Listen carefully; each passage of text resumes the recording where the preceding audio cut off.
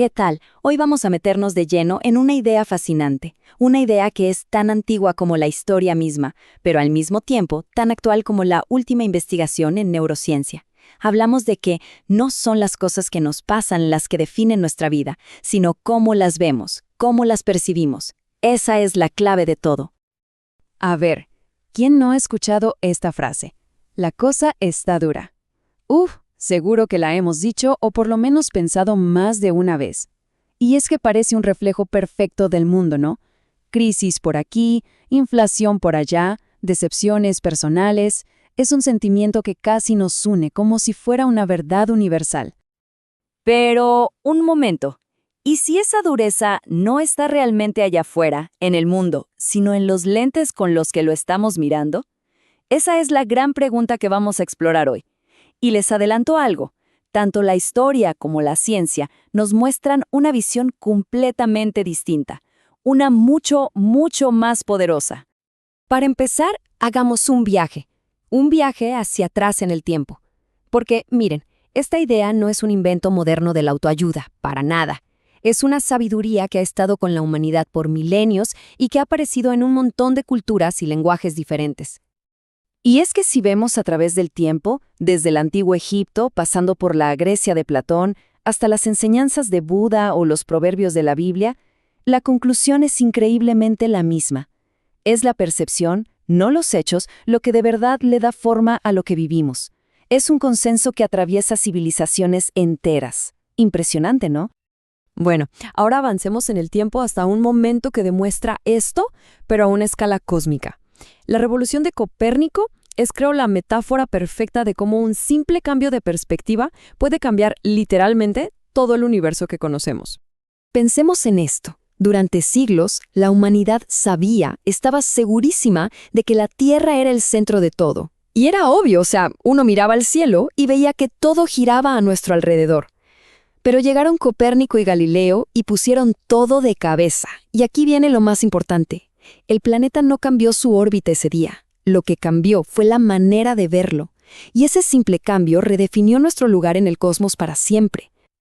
Cuentan que Galileo, mientras lo juzgaban por hereje, susurró estas palabras: «Eppur si mueve», y sin embargo se mueve. ¡Qué frase! Es como el acto de fe definitivo en la percepción de uno mismo, a pesar de toda la presión del mundo exterior, una convicción total en una nueva realidad. Y así como se usó un telescopio para cambiar cómo veíamos el cosmos, la ciencia de hoy usa sus propias herramientas para explorar ese otro universo, el que tenemos adentro, en la mente, y lo que está encontrando valida, con datos duros, lo que los antiguos ya sabían por pura intuición. Hay un concepto que lo cambia todo: la neuroplasticidad. Y esto significa, en pocas palabras, que nuestros pensamientos no son algo etéreo que se va y ya. No. Son procesos biológicos que dejan una huella física en el cerebro, crean y refuerzan caminos neuronales. O sea, para que se entienda bien, cada pensamiento que tenemos está, literalmente, esculpiendo nuestro cerebro. La programación neurolingüística, o PNL, nos muestra cómo esto funciona en el día a día. Una frase tan común como «la cosa está dura» no es solo una descripción, es una orden directa al cerebro. El cerebro la oye e interpreta. Peligro, bloqueo, no hay salida. ¿Y qué pasa? Activa toda una cascada de respuestas de estrés en el cuerpo. Pero fíjense lo que sucede si simplemente cambiamos las palabras, si le damos un nuevo marco a la situación. Al decir «estoy en un proceso de crecimiento», la orden cambia por completo. El sistema nervioso ya no recibe una señal de amenaza, sino una de posibilidad. El cuerpo se relaja, la mente se abre y la creatividad empieza a fluir. El mundo de afuera no cambió, pero la realidad de adentro es totalmente diferente. Y ojo, que esto no es solo una teoría bonita. Vamos a ver algunas de las pruebas científicas, pruebas medibles, que demuestran el poder tan increíble que tiene la mente sobre la biología de nuestro cuerpo. El efecto placebo y su gemelo malvado, el nocebo, son la prueba definitiva. Como se ve aquí, da igual si la creencia es positiva, placebo, o negativa, nocebo. El impacto biológico es igual de fuerte. La pura creencia genera respuestas bioquímicas que se pueden medir. Para bien o para mal, lo que la mente cree, el cuerpo lo crea, así de simple y así de poderoso. Y el poder de la mente puede ser todavía más directo. Miren este dato. En los años 80, unos científicos de Harvard estudiaron a monjes tibetanos. Estos monjes, solo con meditación, en temperaturas bajo cero, podían subir la temperatura de su cuerpo hasta 8 grados centígrados. El pensamiento concentrado alteró su fisiología de forma directa. Una locura. Pero la evidencia no está solo en los laboratorios. Algunas de las historias más impactantes de la humanidad son justamente testimonios de cómo una percepción diferente puede cambiar hasta las circunstancias más, pero más extremas que uno se pueda imaginar. Tomemos el caso de Viktor Frankl. Estando prisionero en Auschwitz, se dio cuenta de algo increíble. Los que sobrevivían no eran necesariamente los más fuertes físicamente, eran los que encontraban un significado, un porqué.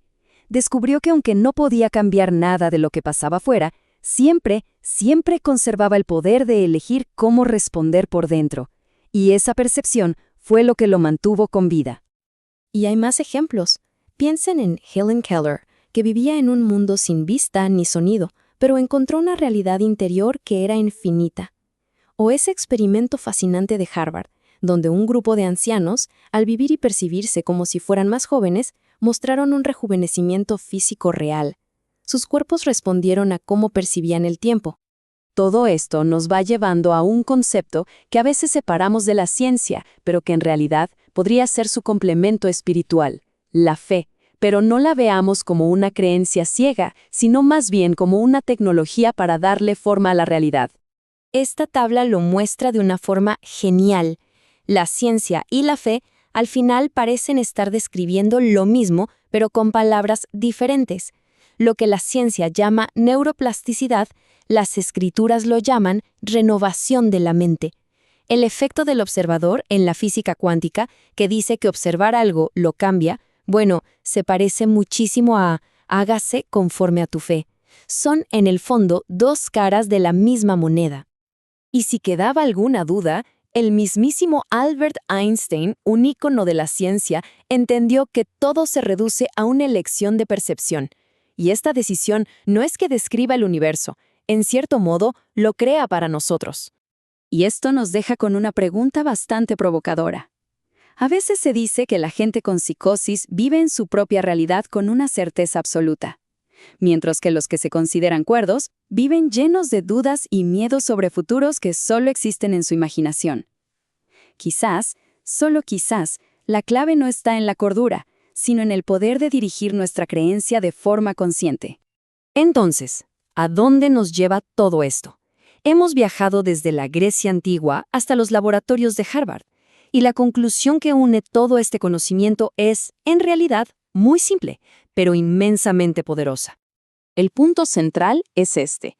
El verdadero poder no está en tratar de controlar lo que pasa afuera, porque eso es imposible. La verdadera libertad, la que siempre se tiene, es la de controlar el significado que le damos a lo que nos pasa. Y este es el pensamiento con el que nos podemos quedar. Esto no es un truco mental ni pensamiento positivo vacío. Es, de alguna manera, el principio de cómo funciona nuestro universo interior. Así que la próxima vez que aparezca el pensamiento «la cosa está dura», es útil recordar que tenemos el poder de cambiar los lentes, porque cuando cambiamos nuestra percepción, no solo cambia nuestro estado de ánimo, cambia la realidad misma que estamos viviendo.